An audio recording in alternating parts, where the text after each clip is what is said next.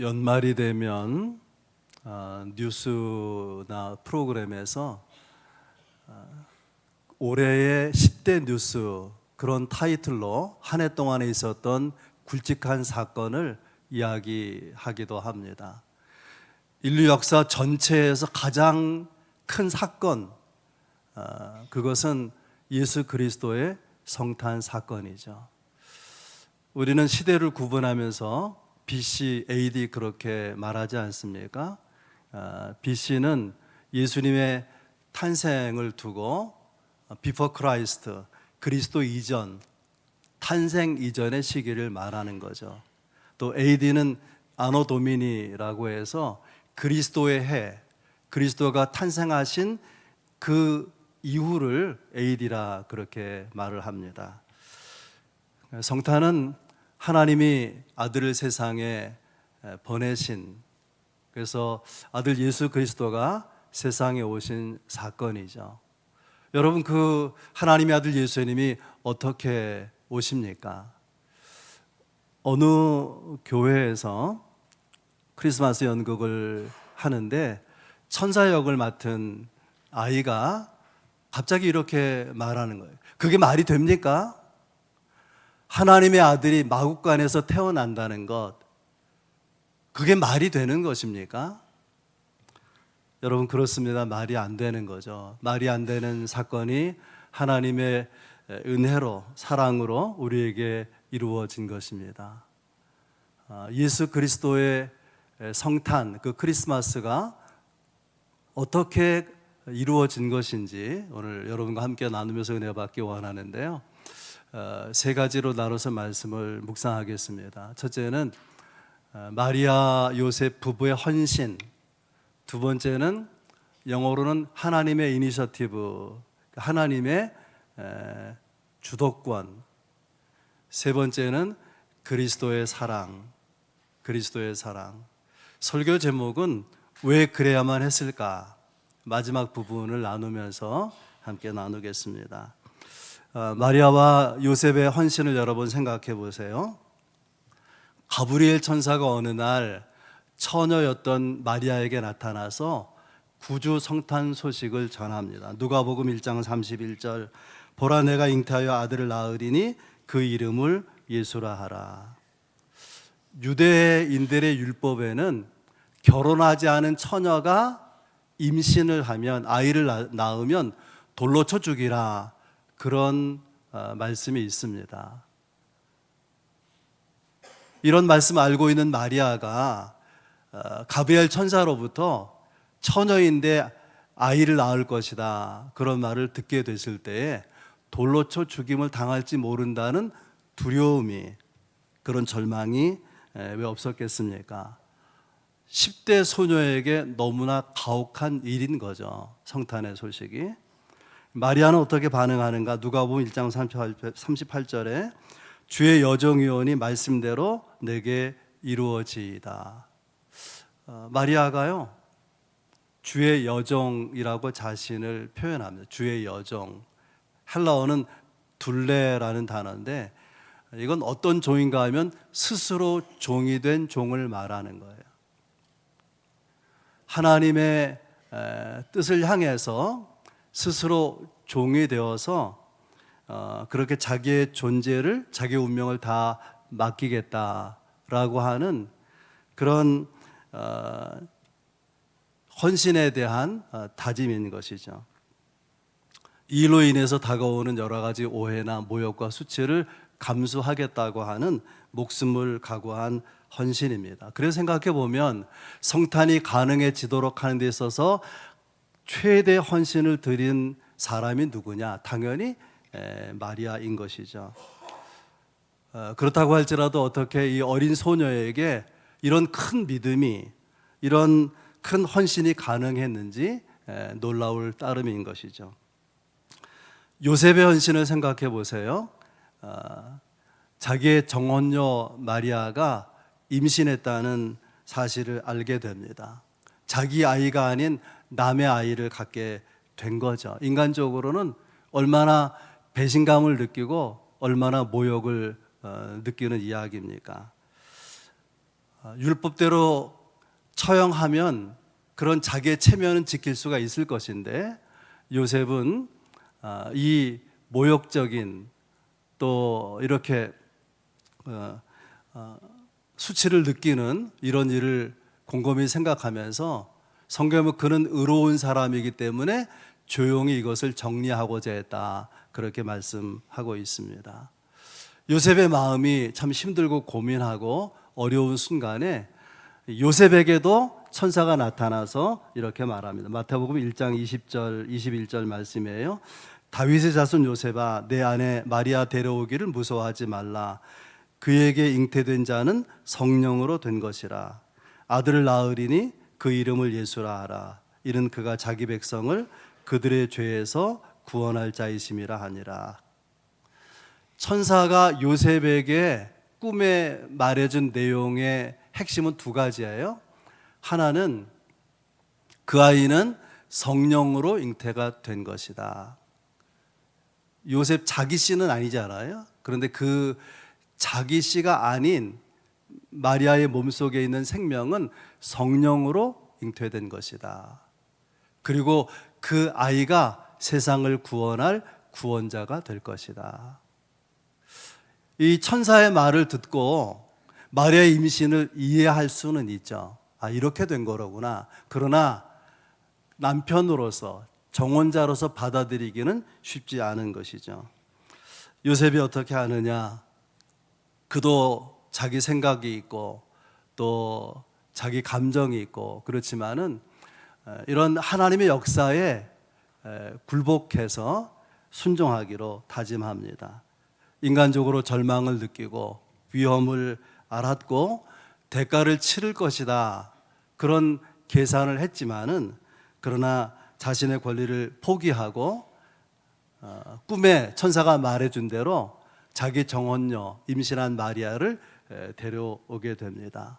근데 그 시기가 언제쯤이냐면은 자기의 정혼녀가 임신했다는 사실을 숨길 수 없을 만큼 마리아의 배가 불렀을 그런 때입니다. 그러니까 배부른 임신해서 배가 불러오는 마리아를 데려오는 것은 어떤 의미가 있냐면 그 마리아의 뱃속에 있는 아이를 자기 아이로 받아들이는 각오가 있었다고 하는 거죠. 그래서 데려오게 됩니다. 사람들은 수군거릴 거예요. 아직 결혼하기 전 아닙니까? 이스라엘은 정혼한 상태에서 결혼까지 1년 동안에 부부관계를 하지 않거든요. 그런데 임신한 거잖아요. 그런 수많은 억측이 가능하고 여러 가지 소문이 날 것인데 그런 오해와 비난, 그로 인해서 다가오는 불이익을 다 감수하기로 자기 인생의 몫으로 끌어들이기로 작정한 것입니다. 이런 두 사람의 헌신, 마리아의 헌신, 요셉의 헌신을 생각해 보면은 왜 하나님께서 그 수많은 사람들 가운데서 특별히 이 두 사람을 예수님 육신의 부모로 택하신 것일까 이해할 수가 있는 거죠. 메시아 탄생이라는 하나님의 뜻을 이루기 위해서 어떤 저항도 없이 하나님의 뜻에 순복하기로 헌신할 수 있는 사람들이기 때문에 이 두 사람이 육신의 부모로 택함받은 것이다 라고 생각할 수 있습니다. 그러면 여기에 우리에게 주는 어떤 메시지가 있는 것이냐? 인류 구원을 위해서 하나님의 아들을 보내시는 이 일이 실현되기 위해서 두 사람의 헌신이 필요했다고 하는 거죠. 이 두 사람은 모든 여러 가지 비난과 또 그로 인해서 겪게 되는 어려움들, 절망, 그 모든 것을 뛰어넘어서 하나님 뜻에 헌신하고 또 그 일을 위해서 예비된 사람들이었던 거죠. 두 사람의 헌신과 고난이 없었더라면 그리스도의 탄생이 불가능했을 것입니다. 우리가 받아야 될 메시지가 여기 있어요. 하나님의 뜻이 이루어지는 데 있어서 그 뜻을 이루는 과정에 우리의 헌신이 요구되고 있다는 거예요. 그래서 하나님의 일이 이루어진다는 것을 꼭 기억할 수 있길 바랍니다. 두 번째 나누고자 하는 것은 하나님의 이니셔티브, 하나님의 주권, 주도성에 대해 생각해 보겠어요. 1절 말씀입니다. 그때 가이사 아구스도가 영을 내려 천하로 다 호적하라 하였으니, 로마 제국은요 사실은 작은 도시에서 출발해서 거대한 제국이 된 것인데, 그런 제국이 되기 전에 로마에서는 공화정이라고 해서 여러 명의 리더가 그 지역을, 그 나라를 통치하고 있었는데, 옥타비아누스라고 하는 사람이 그 모든 사람들을 다 제거하고 옥타비아누스 한 사람에 의해서 로마 통치가 이루어지게 됩니다. 그러자 로마 원로원에서는 이 옥타비아누스를 향해서 최고로 존귀한 자다, 그런 칭호를 허락을 해요. 그 칭호가 아우구스투스라고 하는 이름인데, 성경 1절에, 오늘 본문 1절에 가이사 아구스도, 이 옥타비아누스가 가이사 아구스도인 것이죠. 아무튼 가이사 아구스도가 로마 제국을 효과적으로 안정적으로 통치하기 위해서 어떻게 하면 좋을까 궁리하다가 호적 등록 명령을 내리게 됩니다. 호적을 등록해야 되는 백성들로서는 이 명령이 없었다면 안 해도 될 일을 하게 되니까 귀찮은 일이죠. 귀찮은 일이에요. 자기가 사는 거주지에서 주민등록하듯이 등록하면 쉬운데, 조상의 고향에 가서 호적을 등록해야 되기 때문에 거기까지 가야 되잖아요. 그 거리가 먼 사람들은 가는 시간, 오는 시간 생각하면은 많은 날들을 거기에 쏟아부어야 되고, 그러기 위해서는 하던 일을 중단하고 자기 생업을 중단하고 호적하러 가야 되니까 굉장히 번거로운 일이죠. 그리고 왜 이 호적 등록을 하느냐, 이렇게 해서 인구 조사를 해서 그들이 내야 될 세금을 더 많이 내도록 하는 세금 징수의 방편이니까 마음 내키지 않는, 결코 유쾌하지 않은 일이라고 볼 수 있습니다. 이런 호적 등록 명령을 받고 요셉과 마리아도 호적하러 가게 되는데, 4절 5절 말씀입니다. 요셉도 다윗의 집 족속이므로 갈릴리 나사렛 동로에서 유대를 향하여 베들레헴이라 하는 다윗의 동네로 그 약혼한 마리아와 함께 호적하러 올라가니 마리아가 이미 잉태하였더라. 그냥 읽으면 뭐 그럴 수 있다고 보여지지만, 이 마리아 요셉이 있는 곳은 갈릴리 나사렛이에요. 그리고 베들레헴은 예루살렘 가까운 것이거든요. 그래서 이것을 계산해 보니까 150km가 좋게 넘는다고 하는 것입니다. 지금 같은 교통수단이 없는 그런 시대에 낙타를 타든지 걸어서 이 150km를 이동해 오는 것은 결코 쉬운 일이 아닌 것이죠. 더더욱 마리아가 만삭이 된 상태 아닙니까? 그래서 만삭이 된 아내와 더불어 이렇게 요셉이 베들레헴까지 오는 거 결코 쉽지 않고요. 여러 날이 걸려야 되기 때문에 비용도 만만치 않고 거기에 따라 붙는 여러 가지 어려운 일들이 많았을 것이라고 여겨집니다. 그런데 놀랍게도 황제의 호적 등록 명령을 받고 베들레헴으로 오는 길이, 놀랍게도 하나님께서 선지자들을 통해서 하나님이 인류를 구원할 구원자를 보내주신다고 하는 하나님의 예언의 말씀이 성취되는 길이었다고 하는 거예요. 그 명령은 황제가 내리지만 결과적으로 하나님이 선지자들을 통해서 주신 예언의 말씀, 구주 탄생의 예언이 성취되는 길이었다고 하는 것입니다. 주전 7세기 650년경에 미가라는 선지자가 미가서 5장 2절에 이렇게 예언합니다. 베들레헴 에브라다야, 너는 유다 족속 중에 작을지라도 이스라엘을 다스리는 자가 내게서 너에게로 나올 것이라. 당시 세상은 누가 다스리고 있냐면 로마 황제가 다스리고요, 각 구체적인 지역은 총독이 파견되어서 다스립니다. 로마 황제와 총독이 실권을, 주권을 가지고 있는 것이죠. 그런데 미가 선지자는 뭐라고 말하냐면은 베들레헴에서 통치자가 나온다는, 주권자가 나온다는. 베들레헴에서 다스릴 자가 나오게 될 것이다. 무슨 말을 하는 거죠?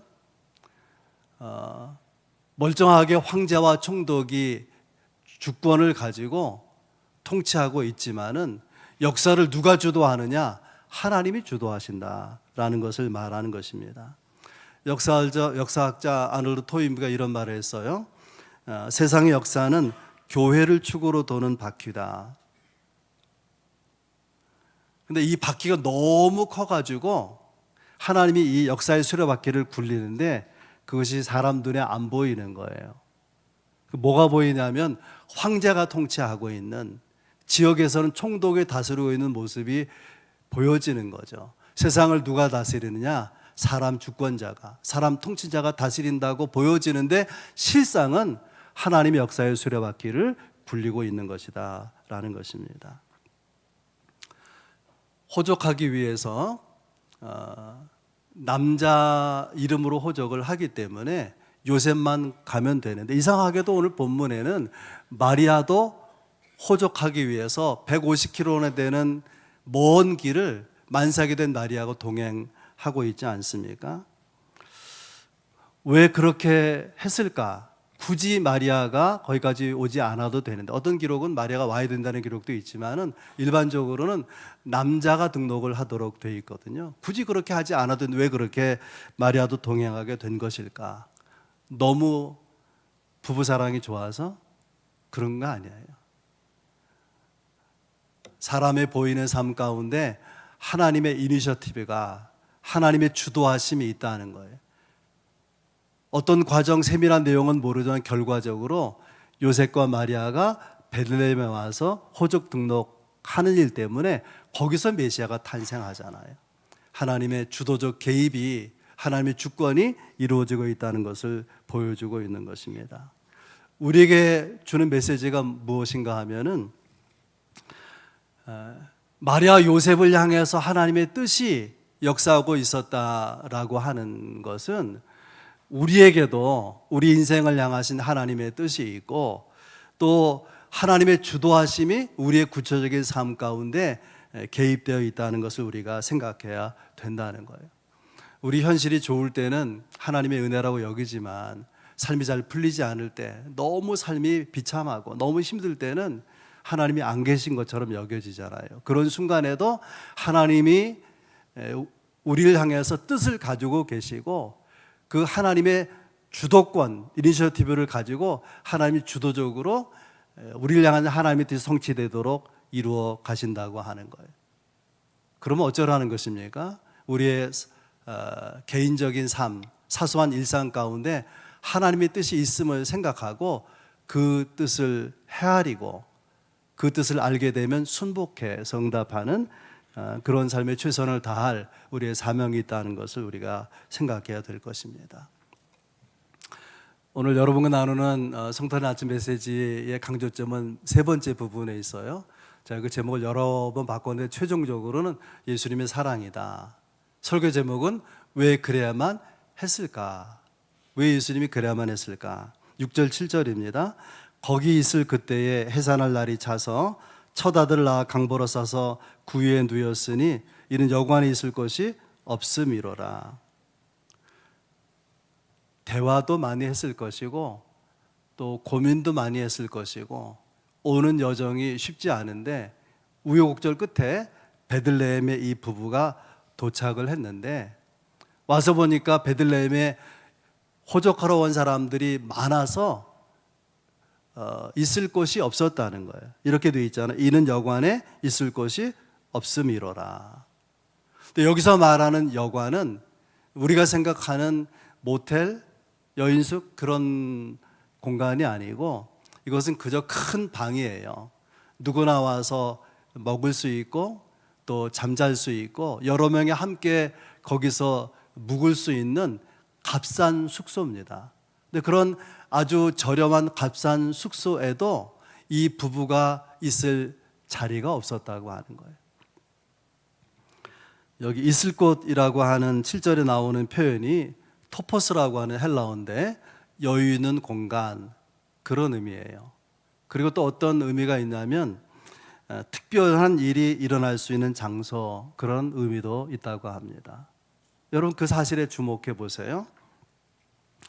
내가 있는 삶의 자리가 그냥 있는 거죠. 내가 어디에 있다면 그냥 내가 있는 것인데, 신앙적으로는 어떤 시간에는 하나님의 특별한 일이 이루어지는 장소일 수 있다는 거예요. 아멘. 굉장히 중요한 내용입니다. 이 부부가 베들레헴에 도착했을 때에 여러 곳에 아마 이런 여관, 싼 숙소가 있었을 것인데, 거기서 문을 두드리면서 우리가 좀 있을 곳이 있습니까? 라고 물었을 때 아무도 이 젊은 부부, 만삭이 된 부부에게 있을 자리를 내어주지 않았던 거죠. 어쩌면 그곳이 메시아가 탄생할 장소가 될 수 있을 뻔했는데 아무도 주목하지 않고 아무도 궁유를 베풀지 않고 자리를 내어주지 않았기 때문에 할 수 없이 마구간을 빌려서 태어나고 구유 위에 누워진 것 아니겠습니까? 하나님의 놀라운 역사가 나타나는 구주 탄생의 자리가 여관이 아니라 마구간이 되었다는 것을 말하고 있는 것입니다. 여러분, 구유는 여러분 아는 것처럼 말이 밥 먹는 밥그릇이죠. 말 밥그릇이에요. 그런가 하면 강보는 아이를 사는 포대기인데, 우리가 생각한 그런 괜찮은 포대기가 아니고 여행을 하면서 가지고 갔던 옷가지를 찢은 천을 말하는 거예요. 어떤 옷을 찢어서 아이를 쌌는지 모르지만 가지고 있던 옷 혹은 어떤 천을 찢어서 아이를 이렇게 싼 것입니다. 예수님은 하나님의 아들인데, 우리의 구원자로 오시는 분인데, 그 탄생의 모습이 소박한 정도가 아니라 비참한 지경 아니겠습니까? 이것이 인류를 구원하기 위해서 탄생하시는 구주 탄생의 장소로 합당한 것이냐? 어쩌면 그분이 만왕의 왕으로 오시는 분이라면 보석과 금으로 치장된 요람이라든지, 또 아이를 쌀 때 천사의 깃털을 뽑아서라도 푹신하게 만든 그런 천이라든지, 그래서 얼마나 좋겠습니까? 그런데 짐승 분뇨가 있는 곳에서, 짐승들의 울음소리가 들리는 곳에서 아이가 마구간에서 구유 위에 누워진다는 것, 이게 말이 되느냐 그 말이에요. 왜 이런 모습으로 주님이 오셔야 됐는지 세 가지 내용으로 나눠서 여러분과 함께 은혜를 나누기 원해요. 왜 그래야만 했을까? 첫 번째는 낮은 대로 임하심. 성탄은 하나님의 아들이 사람의 모습으로 이 땅에 오시는 거잖아요. 가장 높은 곳에, 가장 존귀한 곳에 계셨던 분이 가장 낮은 자리로, 가장 미미한 곳으로 오시는 사건이죠. 뭐 그런 거 다 좋은데 굳이 마구간 구유에 태어나야 했을까? 꼭 그럴 필요가 있었을까? 그런 건 아니에요.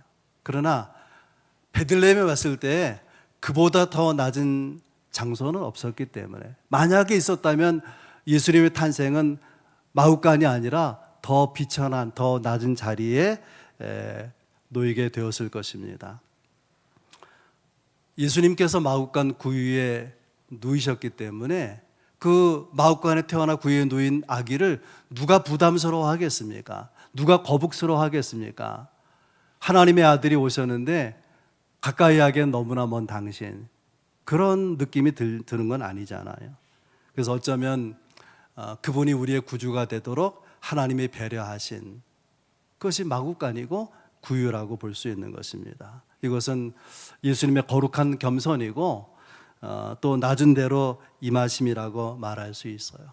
거기에 주님의 위대함이 있어요. 낮은 대로 임하심, 거기에 주님의 위대하심이 있고 우리에게는 그것이 감격이 되는 것이죠. 우리는 그런 예수 그리스도, 낮은 대로 임하신 그리스도를 믿고 따르는 성도들이죠. 그러니까 절대로 우리에게는 무례함이 있어서는 안 될 것입니다. 우리의 시선은 낮은 데를 향해야 될 거예요. 우리가 있는 곳은 낮은 곳을 향해서 나아가야 될 것입니다. 개인적으로 내가 좀 잘난 사람일 수 있고 또 내가 남보다 앞선 부분이 있다고 할지라도 주님은 낮은 데로 임하신 분, 여러분은 여러분의 삶의 자리를 낮추시기를 바랍니다. 마태는 예수님의 오심을 이렇게 말하고 있어요. 마태복음 20장 22절에 28절에 인자가 온 것은 섬김을 받으려 함이 아니라 도리어 섬기려 하고 자기 목숨을 많은 사람의 대속물로 주려 함이니라. 왜 예수님은 섬기는 건 좋은데 마구간에서 태어나고 구유에 누워져야 됐느냐? 그것은요, 가장 낮은 자리까지 오셔서 가장 낮은 자리에 있는 사람까지 섬기고 구원하기 위해서.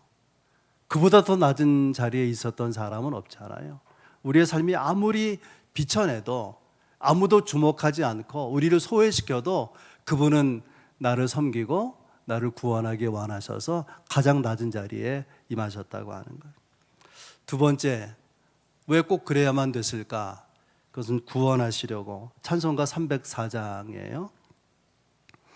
그 크신 하나님의 사랑 말로 다 형용 못하네. 저 높고 높은 별을 넘어 이 낮고 낮은 땅 위에.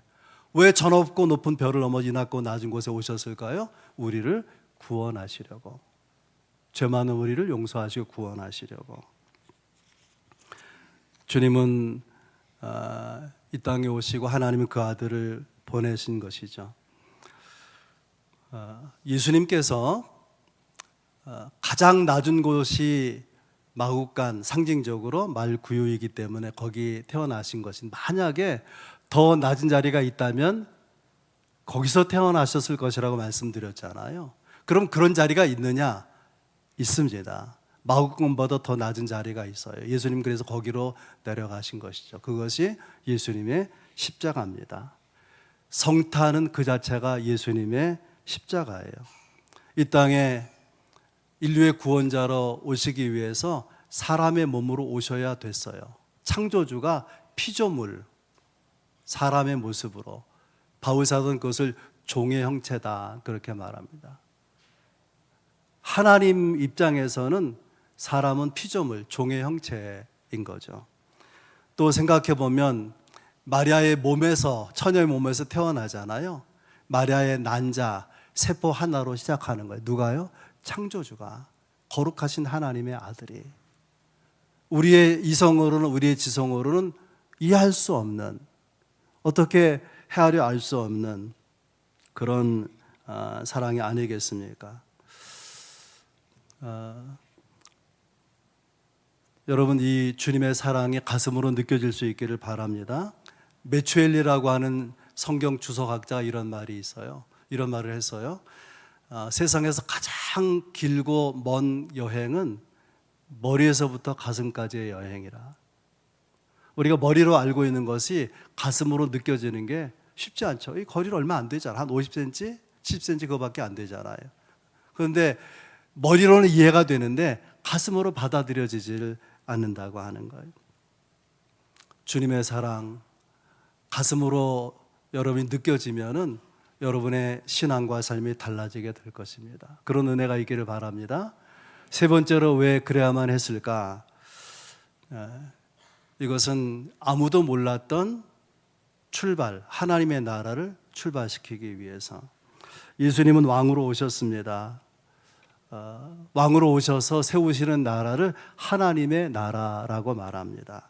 근데 그 나라가 화려한 궁궐에서, 거대한 궁전에서 시작하지 아니하고 마구간에서, 구유에서 조용하게 시작하기 때문에 하나님의 나라가 시작된 줄을 아무도 모르는 거예요. 그 마구간에 태어난 그분이 인류의 구원자이고 왕이시라는 것을 아무도 알아채지 못했던 것이죠. 세상은 로마가 지배하고 있어서 모든 사람이 로마 권력 앞에, 황제 앞에 무릎을 꿇는데, 그러나 그 로마 제국까지도 결국 세상의 종말이 와서 세상이 다 사라지는 그런 시간까지도 영원히 이어지게 될 하나님의 나라가 있다는 것을 마구간에 시작했기 때문에 아무도 몰랐던 것이죠. 이제 중요한 것은 우리는 아는 사람 아닙니까? 그러면 이 땅에 하나님의 아들이 구주로 오시는데 마ኅ관에 태어나신 구유에 누이신 그분을 어떻게 할 것인가? 하나님의 나라를 세우시고 그 나라에 살게 하기 위해서 우리를 구원하시는 그분을 우리는 어떻게 해야 될 것이냐? 예수 그리스도를 구주와 주님으로 영접하는 것입니다. 그러면 우리의 구원자가 되는 거예요. 그분을 주님으로 구원자로 영접하면 그분이 나의 죄를 사하시고 나를 구원하시고 왕이신 그분의 은혜를 베푸시는 것이죠. 우리 삶에서 눈물 흘릴 때에 또 아픔을 겪을 때에 얼마나 많은 시련 가운데 있을 때에 그분의 이름을 부르면 그분 앞에 엎드리면 우리의 눈물을 닦아주시고 우리를 건져주시고 우리를 은혜로 인도해 주실 것입니다. 예수님은 우리의 구원자이시고 우리의 왕이십니다. 그분 앞에 겸손히 또 순종함으로 헌신함으로 엎드리게 될 때에 그분이 우리를 품어주시고 우리의 손을 붙잡아 주시고 예배하신 은혜의 길로 인도해 주실 것입니다. 예수님의 삶은 마ኅ관에서 시작해서 십자가로 끝납니다. 우리는 너무나 이기적인 삶 가운데 길들여져 있기 때문에 자기를 비우고 낮은 데로 임하신 예수 그리스도를 예수 믿으면서도 발견하지 못할 때가 많아요.